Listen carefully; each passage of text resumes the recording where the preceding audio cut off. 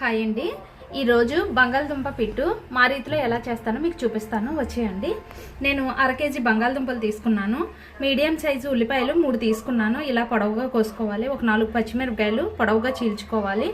ఒక 1 ఇంచు అల్లం ముక్క ఇలా చిన్న ముక్కలు తీసుకోవాలి. ఒక 3 ఎండుమిరపకాయలు, జీలకర్ర ధనియాల పౌడరు వేగేటప్పుడు వేస్తే చాలా బాగుంటుంది. పిట్టులోని పోపులండి, 1 స్పూన్నర పచ్చెనగపప్పు, ఒక 1/2 స్పూన్ జీలకర్ర, ఆవాల మినపప్పు 1 స్పూను, ఒక 6 ఎల్లుల్లిపాయలు, కరివేపాకు కొంచెం, ఉప్పు కారం మనకు రుచికి తగినట్టుగా, కొంచెం ఒక 1/2 స్పూను పసుపు. ఇవి ఇంగ్రీడియంట్స్. ప్రాసెస్ చూపిస్తాను, వచ్చేయండి. ముందుగా మనం ఈ బంగాళదుంపల్ని కొంచెం స్మాష్ చేసుకొని పెట్టుకుందాము. ఇప్పుడు ఈ కళాయిలోని మనం ఒక 3 గంటలు నూనె వేసుకోవాలండి. పిట్టికి కొంచెం ఎక్కువ నూనె పడుతుంది. 3 గంటలు నూనె వేసుకున్నాము. ఇకండి ఆయిల్ హీట్ ఎక్కింది కదా, ఇప్పుడు వెల్లుల్లిపాయలు వేద్దాం. వెల్లుల్లిపాయలు కలర్ మారాయి కదండి, ఇప్పుడు పోపులు కూడా వేసేసుకుందాం. పోపులు కొంచెం కలర్ మారాయి కదా, కరివేపాకు కూడా వేసేద్దాం.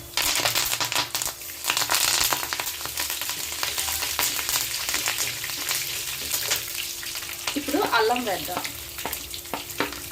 అల్లం కూడా నూనెలో మగ్గితే చాలా బాగుంటుంది వేగితే. ఇగోండి అల్లం వేగింది కదా, ఇప్పుడు పచ్చిమిరపకాయలు ఉల్లిపాయలు కూడా వేసి వేపుదాం. ఇప్పుడు బాగా కొంచెం కలర్ బాగా మగ్గినంత వరకు కూడా వేపుకోవాలన్నమాట. ఇది కొంచెం కలర్ మారాలి. ఈ కలర్ మారే కదా, ఇప్పుడు మనం ఉప్పు కారం పసుపు కూడా వేసేసుకుందాం. వేసుకొని ఒక నిమిషం ఇలా కలుపుకున్న తర్వాత ఈ ఉల్లిపాయలకి ఉప్పు కారం అన్నీ కూడా పట్టుకునేటట్టుగా బాగా కలిపేసుకున్న తర్వాత ఇప్పుడు జీలకర్ర ధనియాల పౌడర్ చెప్పాను కదండి, ఇది వేద్దాం. ఒక 1/2 స్పూనేనండి. కూర అయితే మటుకి చాలా టేస్ట్ ఉంటుంది అన్నమాట.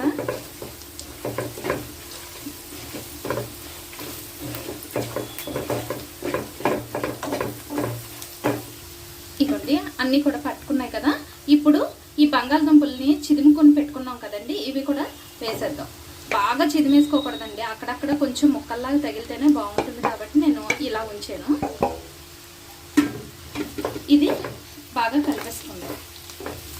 ఈ ఉప్పు కారం పసుపు ధనియాల పౌడర్ అన్నీ కూడా ఈ బంగాళదుంపకు పట్టేలాగా కలిపేసుకుందాం.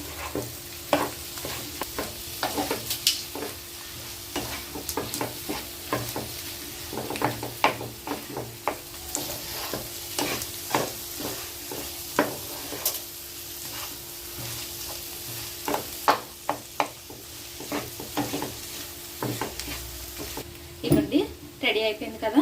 ఉప్పు మనకు సరిపోయింది లేనిది చూసుకొని ఇప్పుడే వేసుకోవాలి. నాకైతే ఉప్పు సరిపోయిందండి. కొత్తిమీర వేసుకొని దించేసుకుందాం. ఇవ్వండి పిట్టు రెడీ అయిపోయింది. ఇది చాలా బాగుంటుంది కూడా. ఉల్లిపాయలు అన్నీ వేసుకున్నాం కదా, ధనియాలు జీలకర్ర పౌడర్ వేసుకుంటే చాలా టేస్ట్ బాగా పెరుగుతుంది, చాలా బాగుంటుంది కూడా.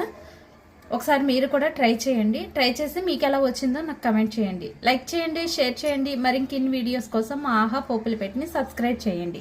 Thank you for watching.